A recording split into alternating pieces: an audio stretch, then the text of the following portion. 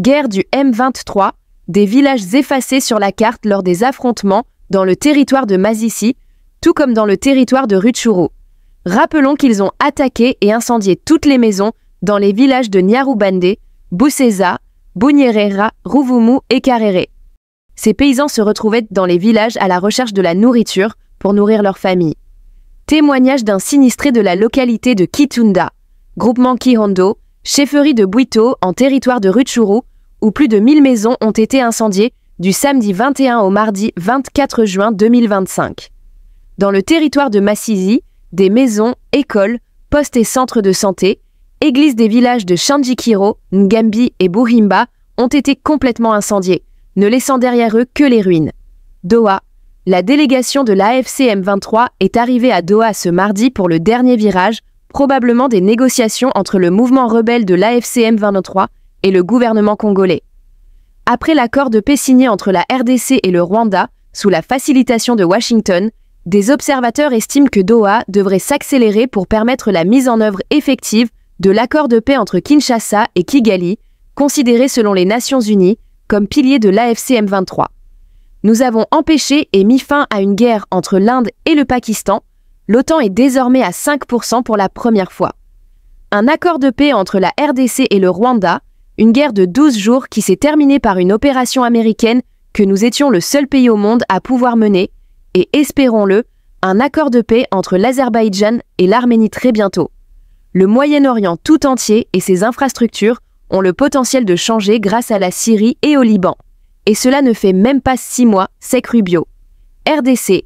En voyage d'études en Tanzanie, les stagiaires de la 8e promotion de l'École supérieure d'administration militaire ont visité le mardi 8 juillet 2025 le centre d'entraînement des troupes de maintien de la paix, Linda Amani, à Dar es Salaam.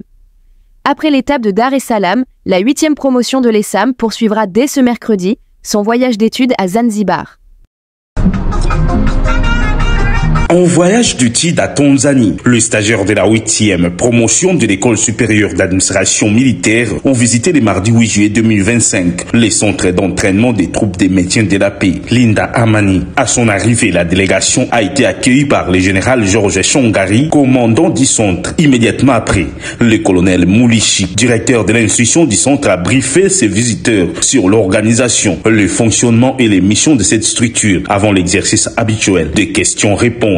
Le jeu de questions-réponses a permis aux stagiaires de l'ESAM d'identifier les particularités logistiques et administratives des opérations de maintien de la paix. À l'issue de la visite, le général Kakenza a exprimé sa gratitude au commandant du centre pour l'accueil et la séance de travail bénéfique aux stagiaires de la 8e promotion de l'ESAM. Avant l'étape du centre d'entraînement des troupes de maintien de la paix, la délégation de l'École supérieure d'administration militaire a été reçue le même jour au commandement des écoles militaires, où elle a été reçue par le général-major Saïdi Kambi, commandant général des écoles des sous-officiers.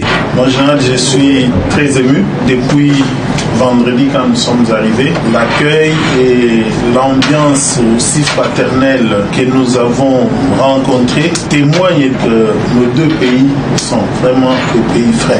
Je ne doute pas, mon général, que nous sommes chez nous. Au nom du chef d'état-major général des forces armées de la République démocratique du Congo, je voudrais vous remercier et remercier les chefs d'état-major des forces tanzaniennes pour tout ce que vous faites pour la délégation. Cette visite a été marquée par les échanges des cadeaux et la signature des livres d'or par les commandants de l'ESAM. Après l'étape de Dar es Salaam, la 8e promotion de l'ESAM poursuivant son voyage d'études à Zanzibar.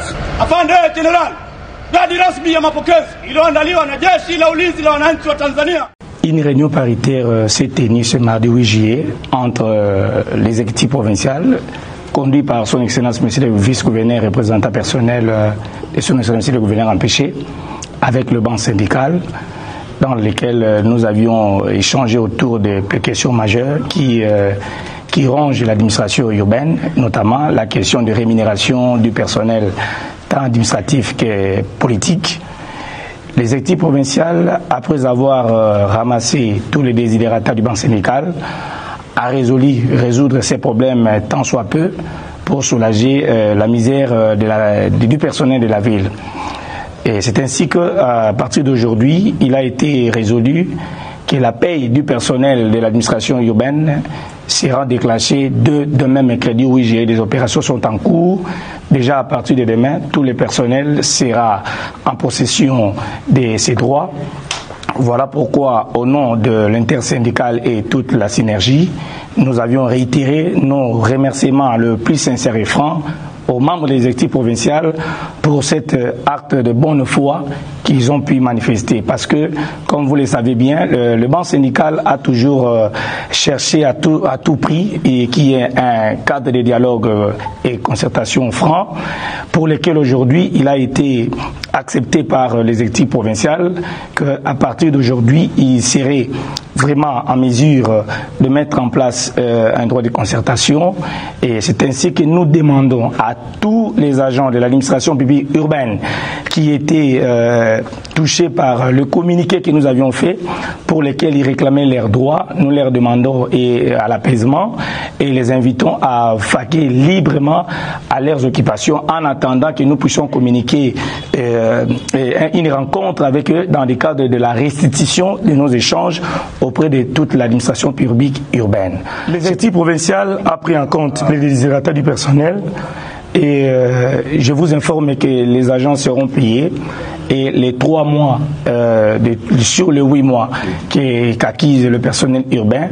Et les agents, je vous demande de bien vraiment vaquer à vos occupations, parce qu'à partir de ce jeudi, de ce mercredi plutôt, 9 juillet 2025, l'opération de la paye pour laquelle vous serez en possession de 3 mois de paiement de vos primes et salaires. Merci beaucoup. Arriéré de salaire dans l'administration provinciale de Kinshasa. L'exécutif provincial annonce le début du paiement de 3 mois de salaire ce mercredi 9 juillet. Un compromis trouvé à l'issue d'une séance de travail avec le banc syndical ce mardi 8 juillet 2025. Une scène émouvante et riche en symboles s'est déroulée ce mardi 8 juillet 2025 devant le cabinet du ministre de l'Industrie et du Développement de Petites et Moyennes Entreprises, son Excellence Louis Watum Kabomba. Alors qu'il s'apprêtait à entamer sa journée de travail, le ministre a été surpris par une délégation venue spécialement pour lui témoigner les reconnaissances. Il s'agit des associations des mamans de Judith Souminois, les mamans de maman Marthe Kassalou, ainsi que les amis de Fachi, unis dans un même élan de gratitude pour saluer avec dignité et ferveur les bons travaux abattus par le ministre Louis Watum Kabomba dans le cadre de ses hautes fonctions. Dans une ambiance festive et empreinte de respect, ces femmes ont remis au ministre des cadeaux en nature, une chèvre et divers fruits locaux, symbole de fécondité, d'abondance et d'attachement aux valeurs traditionnelles. Un geste fort ancré dans la culture congolaise qui rappelle que la valeur n'attend point le nombre des années.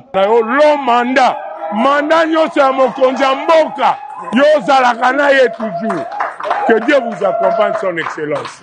Signifiant, le sang, c'est le bonheur. Makila kolia yangoana. Oh, nyo sosu, lui à paradis. En tout cas. Voilà. Le travail du ministre Louis Watum Kabomba s'inscrit pleinement dans la vision du chef de l'État Félix Antoine Tshisekedi Tshilombo sous la clairvoyance de la première ministre Judith Suminwa Tuluka. Vision qui consiste à soutenir la transformation industrielle, promouvoir l'entrepreneuriat local et encourager l'émergence des classes moyennes, piliers du développement national. Merci beaucoup à ma qualité de coordonnateur national, Adam Matondo. Nous sommes là une délégation de mamans de Judith Souminois et les mamans de la reine-mère Marthe Kassalou ainsi que les amis de Fachi. Et nous sommes venus ici pour honorer son Excellence, le ministre de l'Industrie, Louis Watum Kabomba, pour son bienfaisance du travail qu'il est en train de battre au niveau de l'industrie. Un travail de qualité, un travail quantitatif et qualitatif. Et jusqu'à la preuve contraire de bénéficier de la vision du chef de l'État, d'avoir instauré cette vision de Vijana, qui va donner l'emploi aux jeunes.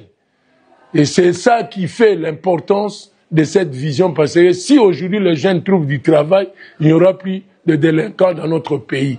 C'est l'avantage de notre pays, la RDC, pour aller de l'avant. Des chants, des danses et des youyou ont ponctué cette rencontre surprise, empreinte d'émotion et d'admiration. Le ministre, visiblement touché, a remercié ces femmes pour leur soutien indéfectible, tout en réaffirmant sa détermination à servir avec loyauté sous le leadership du président de la République, Félix Antoine Tshisekedi Tshilombo. Dans un royaume Moussala, Nakuti Likambo, Nakuti Awa. Merci. En tout cas, ça me touche beaucoup. Que Bokani Singai, Bosepeli Singape, Botushenga Mingi. Merci. Il y a Kolobeza Mingite. Na Pesibinoka, merci. Oui.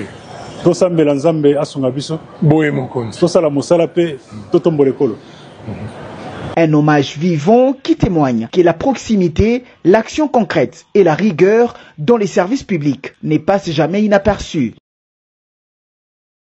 Nous sommes arrivés à la fin de cette édition. Merci à vous de nous avoir suivis jusqu'ici. Si vous avez apprécié ces contenus, n'oubliez pas de vous abonner à notre chaîne, d'activer la cloche de notification pour ne rien manquer de nos prochaines vidéos. Likez et partagez cette vidéo. On se retrouve très prochainement. À bientôt.